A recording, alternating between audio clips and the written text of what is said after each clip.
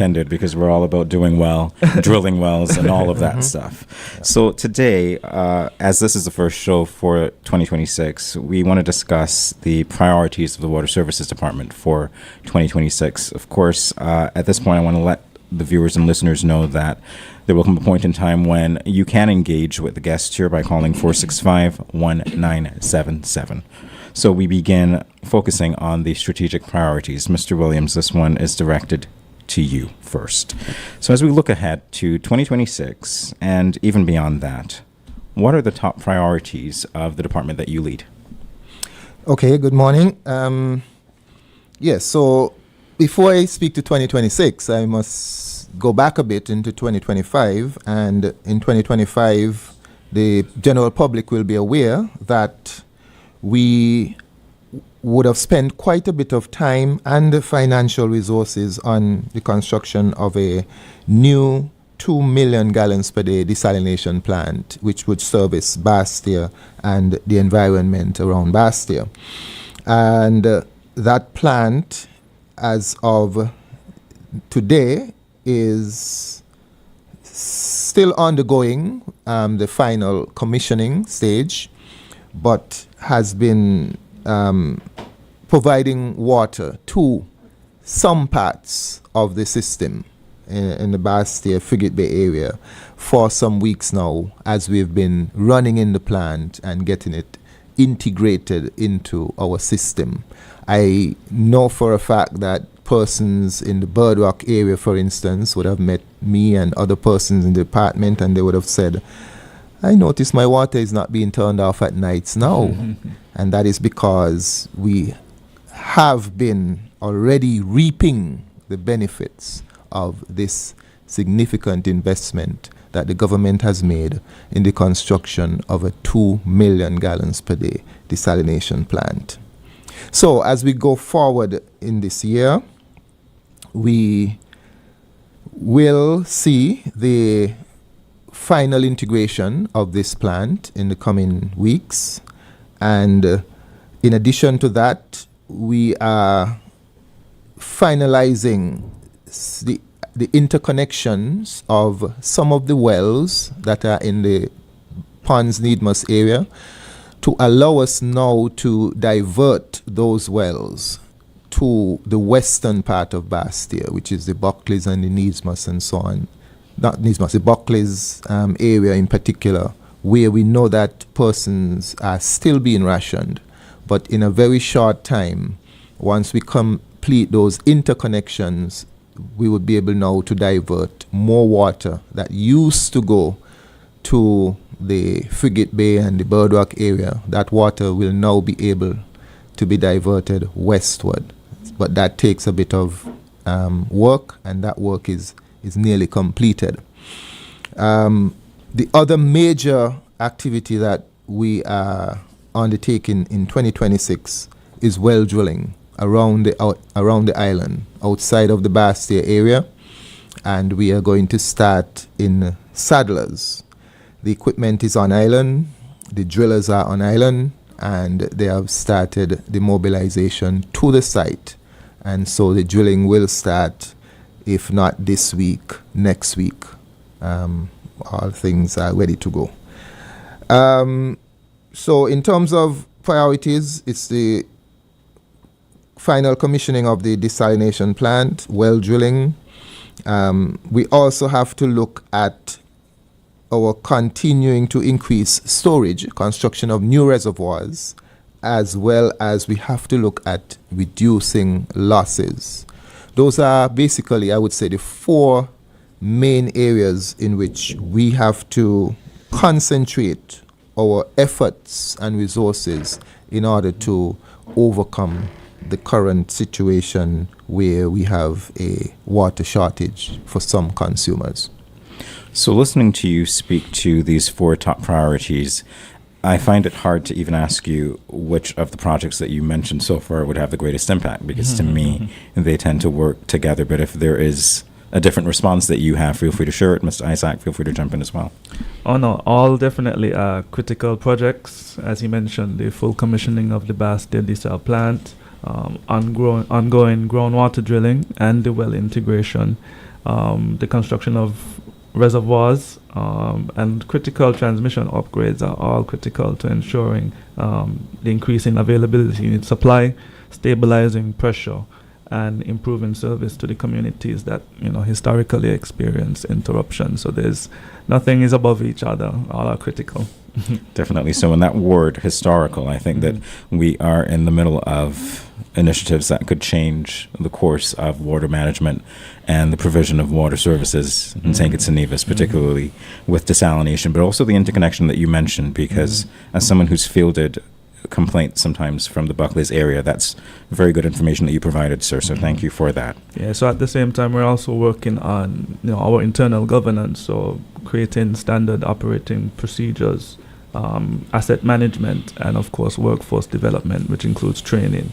And so all of these things are just to ensure that the improvements are also sustainable. Okay, wonderful. And that's a very good word, a watchword in these times right now. All right, so Mr. Williams, you started looking ahead by looking back. And I do want to look back a little bit right now to ask you, what were some of the lessons that both you and Mr. Isaac and the department generally you think could take away from the challenges that the department might have experienced, not only in 2025, but even before? Okay. I think that the water department is at a crossroads. I think that over the years, we have operated as a department of government. And I think that the time has come to look at the institutional capacity of the department. I feel strongly, and I've always advocated this to the powers that be, that there are certain limitations that we experience as a department functioning within the central government bureaucracy.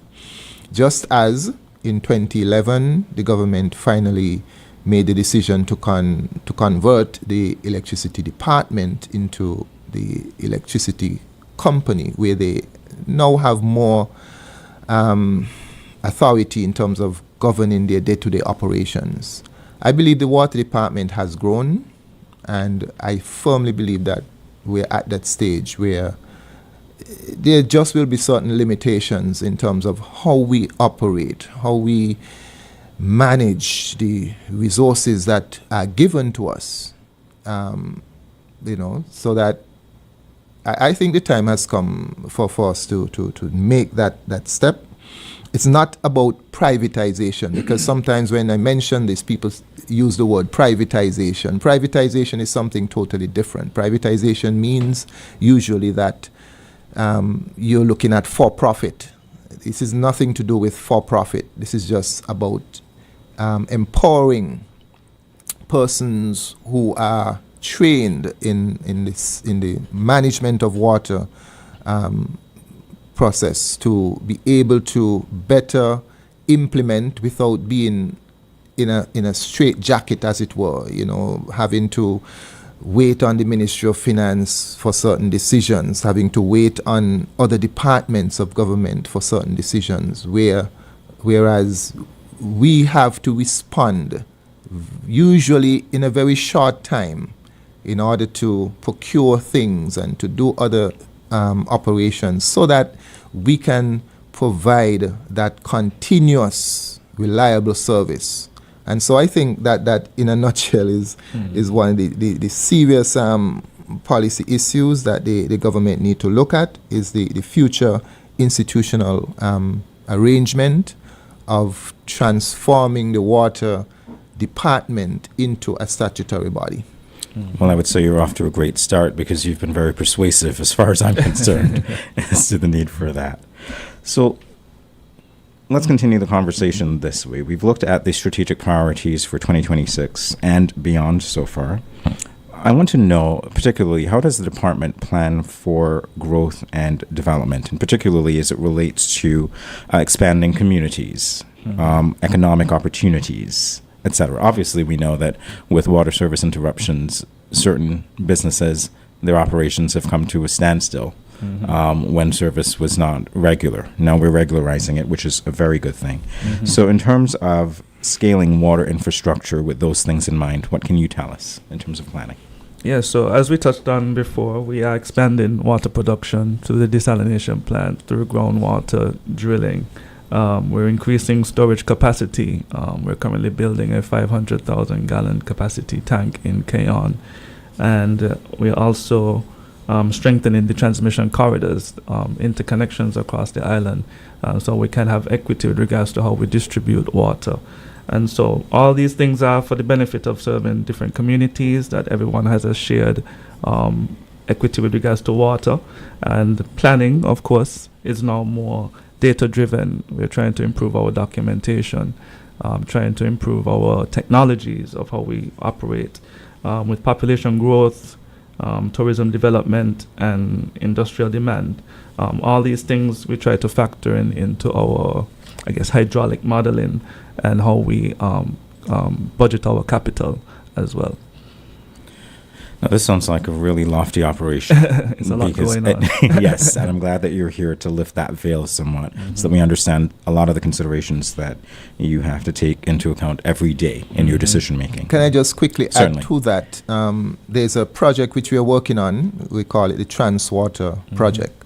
And this is in collaboration with the Caribbean 5Cs, Climate Change, the CARICOM Climate Change Organization. And this project, we are hoping it will be in the vicinity of about 40 plus million US dollars. And we are hoping that we can have this project funded largely by grant from the Green Climate Fund. We've already obtained the first approval for the concept note, and we're now working on more detailed plans. And if this comes through in the next few years, this would go a long way in terms of transforming our water sector. Under this project, we will have significant funds for the construction of new reservoirs, and we would also look seriously at how we can reduce our losses. Because one of the things we want persons to understand is that yes, we are not producing enough water at this time, but also the water that we are producing, a very significant portion of that is lost. And not just lost because the government have leaking mains per se, but lost even on the side of the consumers. And we as a people, as consumers, we all have to take also some responsibility in how we use water and how we lose water on our properties. I think definitely that is something that I will remember, and I think our viewers and listeners will remember it as well. Not only how we use, but how we lose. So I'm going to coin you on that, sir. Very impactful indeed. All right, so we're continuing our discussion right now. I said we talked about strategic priorities. You said that there were 4. Thank you for outlining those. We're looking at everything that you're doing to scale the water infrastructure network and everything else. But there has to be a balance somehow.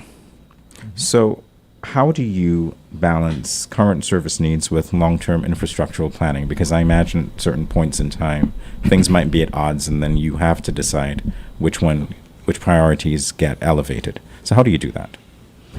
I mean, we operate on a 2-track, approach. We have to address urgent operational needs, such as repairs, chlorination, customer service, and while simultaneously investing in long-term infrastructure that could prevent future crises. So there's a lot going on at the same time. So while we have those 4 critical pillars that we're working on, the internal operations are equally important with regards to how we react to repairs and maintenance.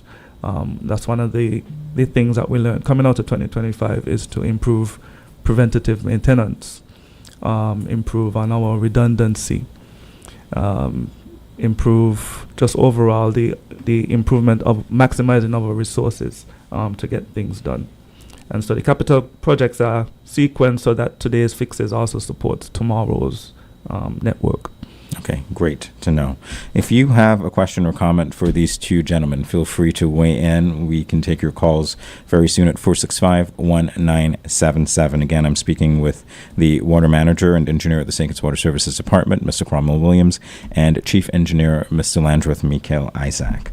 So we continue our discussion on the top priorities and plans for 2026. Sustainability and resilience. Sustainability is a watchword. Everything has to be sustained. No sense doing something today that you can't keep up to tomorrow. And it plays into long-term resilience, I would suppose. So can you tell us how sustainability is being built into future water projects to ensure such resilience actually is embedded in those projects? Okay. Sustainability has always been one of the key watchwords for the Water Services Department, especially because we are an island that depend a lot on groundwater. And the science of managing coastal aquifers, which are really large storage water bodies beneath the ground, is simple in that you have to know how much you can take out on a daily, weekly, monthly, annual basis based on how much is being replenished or recharged. And that recharge comes from rainfall. So about 70% of our water supply comes from wells, groundwater.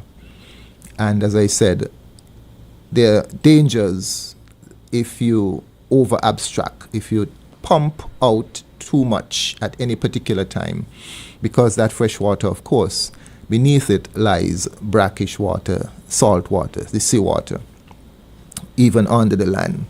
So because of that, we've always approached this with from a scientific standpoint, that we must first, every time we construct a well, we do a pump test. We run it for at least 3 days non-stop, and we monitor how the water level falls as we pump that well. And based on the information that we record, we're able to determine, okay, it is safe for us to operate this well at this yield, at this flow rate of maybe 400,000 gallons per day, or maybe 200,000 gallons per day. So that is the beginning of sustainability for us in terms of how we manage our groundwater, how we know that our wells, each well has a safe yield. And not just each well, but the collective of wells in a particular area also have a limit. Other areas is that climate change, because the projections show that climate amount of rainfall is likely to continue to reduce, not reduce because it has started. We have had evidence here in St. Kitts where we have seen the long-term rainfall has already decreased about 18% from 2010 to 2020. And so projections are that this pattern will continue, the long-term average rainfall. And because of that, we know that will affect our groundwater resources. One of the things that we have started to look at is, whereas in the past we would drill our wells relatively close to the coastline, we now have to go further inland, and that will provide some resilience against climate change. So even the new wells that we're about to drill, you would find that they are located more inland. It means that we have to drill deeper because of the topography, but deeper, more costly. But in the end, this is a measure to counter sea level rise that will likely happen as a result of climate change. Okay, thank you so very much for your answers to this. As I was telling you before we began, it seems as though we might have to have a part two. So I hope your schedules would allow you to come back for the next time we have the waterline.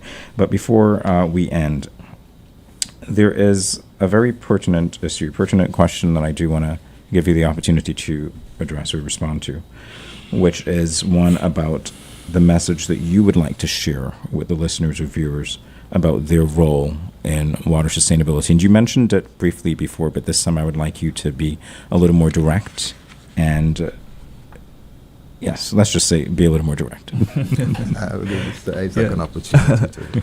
Well, of course, water security is a shared responsibility. Infrastructure alone cannot solve everything, and so how we use water daily matters. Of course, we always touch on conservation. We mentioned reporting of leaks, and overall, just simply respecting the system will all help to strengthen national water resilience. Public cooperation is important, and of course, we have to do what we can to protect the infrastructure. And so, all the projects that allow us to deliver water to you has a full benefit. Well, thank you very much for being so succinct, but being very detailed as well, as you shared your priorities for 2026. And the conversation will continue on the next edition of The Waterline, so be sure to listen. My guests today were the water manager and engineer at the St. Kitts Water Services Department, Mr. Cromwell Williams, and chief engineer, Mr. Landreth Michael Isaac. I am Jamie Morris saying thank you for joining us, and bye-bye. Thanks. Time gone already.